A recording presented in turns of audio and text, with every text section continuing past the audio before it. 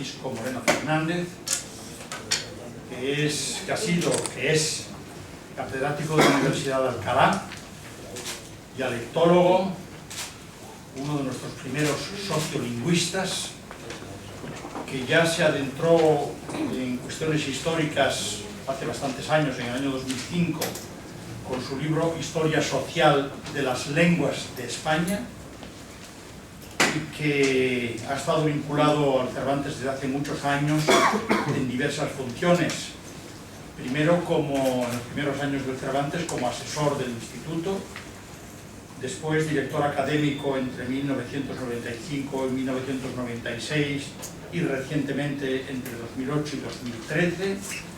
pero que al mismo tiempo ha sido director de nuestros centros en Sao Paulo y en Chicago, y que actualmente es el director ejecutivo del Cervantes de la Universidad de Harvard, que ha adoptado la forma de observatorio de las lenguas de España, de la lengua española y las culturas hispánicas en los Estados Unidos. La editorial Espasa viene colaborando con el Instituto Cervantes desde hace bastantes años. Primero fueron las guías prácticas de gramática, de ortografía, de escritura, de redacción o de español correcto, y más recientemente los volúmenes de los 500 dudas más frecuentes del español y la obra Escribir, Crear, Contar. Y todos ellos forman parte, como digo, desde hace bastantes años, de la colección Guías Prácticas del Instituto Cervantes, que va abriendo camino en el mundo de la cultura. Bien, la historia maravillosa del español, lo primero que necesita, a mi juicio, es la justificación del calificativo. ¿Por qué maravilloso? Bueno, yo, antes de abrirlo, recordaba, pensando en por qué sería maravillosa, recordaba aquel texto del poema de Almería, de 1184, poco posterior al Cantar de Miocis, en el que un autor latino muy impregnado de la neira contaba cómo para la conquista, la reconquista de Almería,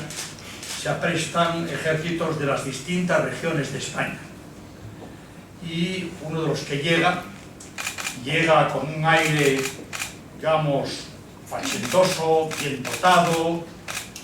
era precisamente el grupo de los castellanos. Y añade: Ilorum lingua resonat quasi tímpano tuba. Su lengua resuena como trompetas con tambores. Yo nunca entendí bien por qué decía del castellano que resonaba como trompetas con tambores, y por qué presentaba a los castellanos como hombres muy dotados, los que llevaban mejor impedimenta y mejores armas, etcétera, etcétera, en 1184. Pero, a mi juicio, el calificativo de maravillosa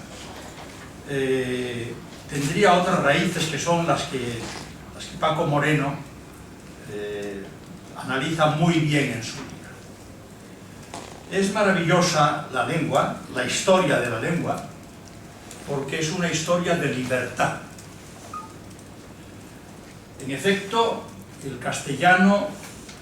nace, lo conocemos muy bien, perdónenme por recordarlo, en una franja tarde y mal romanizada, la franja del sur de Cantabria, de La Rioja, donde efectivamente no hay una lengua muy fijada, y nace en el ámbito de un condado que se alzaba frente al Reino de León, o que en el Reino de León pronunciaba la libertad. No nos regimos por los viejos fueros, sino por las nuevas costumbres, por nuestros nuevos acuerdos. Y esa lengua nace efectivamente con una característica añadida a la libertad, o gemela de la libertad. Nace libre porque no obedece a la evolución de las leyes latinas exactamente. Sánchez Albornoz, Claudio Sánchez Albornoz, don Claudio, imaginaba una escena de diálogo entre los nobles leoneses, que presumían de estirpe, y los nobles castellanos, que no eran nobles más que por conquista de trabajo. De hecho, como ustedes saben, el Miocid es un cantar hecho para decir a los castellanos: mirad cómo con valor y libertad se puede alcanzar nobleza y riqueza. En definitiva, esa lengua que se alza con libertad en el contexto de la evolución de las lenguas románicas, esa lengua se hace inmensamente mestiza, se hace permeable a todo lo que va encontrando. Y al decir todo lo que va encontrando, no me refiero, y Paco Moreno lo explica excelentemente, no solamente lo que va encontrando en lo que llamaba don Ramón Menéndez Pidal la cuña castellana, es decir, donde se va abriendo desde el sur de Cantabria por toda la repoblación del Duero. No solamente en eso, sino que al mismo tiempo va incorporando elementos que le llegan de la región oriental, del Reino de Aragón, en toda su franja, también de Occidente, y por tanto, repito, lengua libre y mestiza, que será lo que va a ser a lo largo de toda su historia, porque a lo largo de toda su historia, efectivamente, se hace una historia maravillosa, porque realmente va siempre sorprendiéndonos, siempre sorprendiéndonos. Me referiré solamente a una, digamos, a la que a mí me parece una sorpresa clave y que desde luego contribuyó a hacerlo grande. En toda la etapa, digamos, convencionalmente, a mí no me gusta el término porque eran provincias ultramarinas, pero llamémosle la colonización americana, la expansión del español se hace en diálogo estrecho con las lenguas indígenas, porque efectivamente España estaba allí gracias a la bula pontificia que autorizaba a estar allí en tanto en cuanto propagara la fe católica. Y los misioneros, que se convierten en los agentes de propagación de esa presencia, son los grandes estudiosos de las lenguas indígenas americanas. Todo lo que conocemos de las lenguas indígenas americanas lo conocemos gracias a los misioneros, a sus diccionarios, a sus gramáticas y a su labor diaria. Más aún, ellos no eran muy amigos de que los indígenas aprendieran español.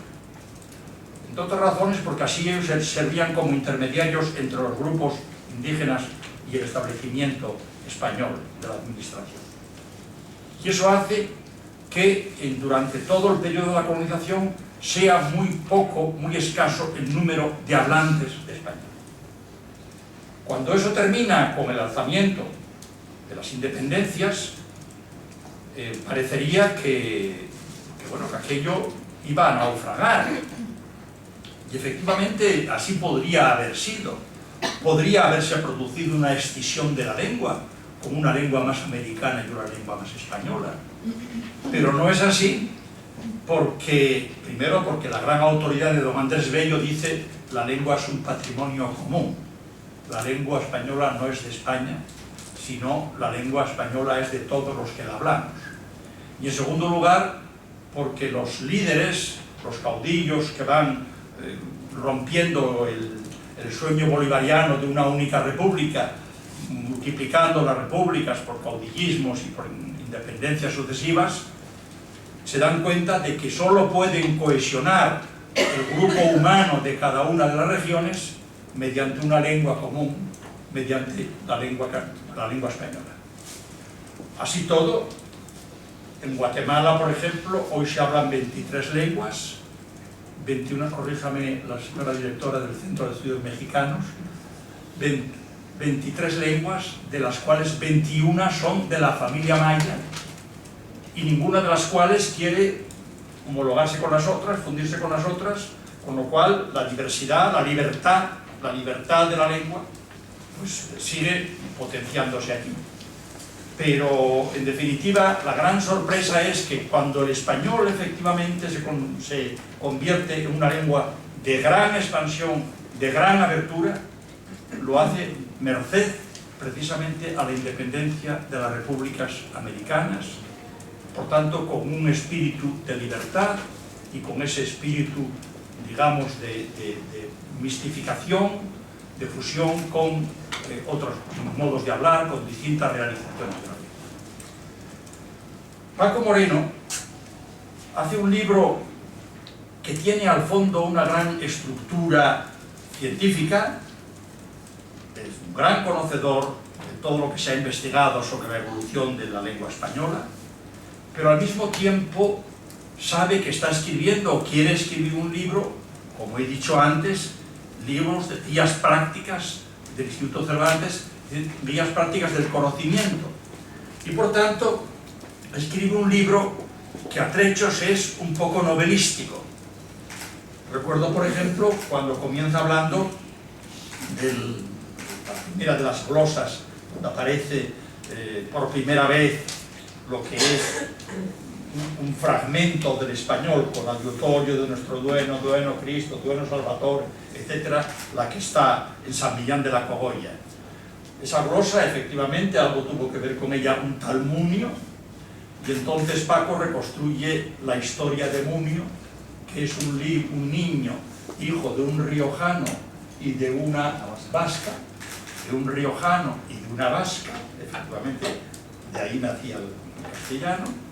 que va a la escuela y que se entusiasma con la lengua y que le recomiendan entonces ir a un monasterio de Navarra bien dotado de biblioteca, donde efectivamente comienza a ver